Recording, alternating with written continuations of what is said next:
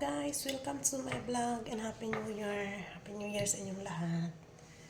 Ito ako ngayon guys. Ito handa namin sa New Year bitaw. Isugo ko sa kong amog pa. Sugo ko sa kong amog pa putol sa mga ulo sa sibuyas ba dahon.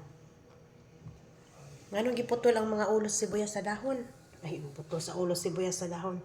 Gipamutol ang ulo sa sibuyas dahon. Ano? Kuhaan ako na siya bungot. Kuhaan ako siya bungot nga mainani na siya. Ana. Ya paghuman na guys. Butangan na siya og toyo. Paghuman kaunon. Uy, mo na lagi may toyo. Palpaka oy. Butangan na siya toyo guys. Ya human kaunon na. Kaunon na namo. Mukaon pud ko kay lang-halang ba. Ano na siya.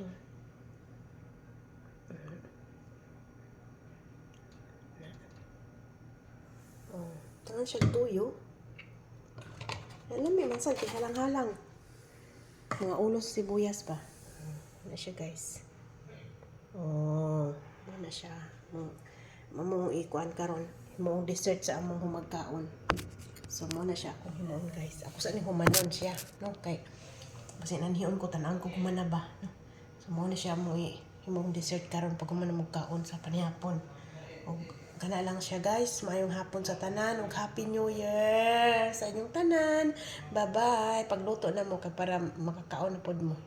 Ay, ang taga Pilipinas son kay naghan pa man kay luto no.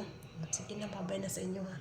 Kani sa Chinese magulat pa ba diri og kanang Chinese New Year sa January 29 ang Chinese New Year, pero kahit man nilang handa di man para sa tuwa. Lami jud tuwa.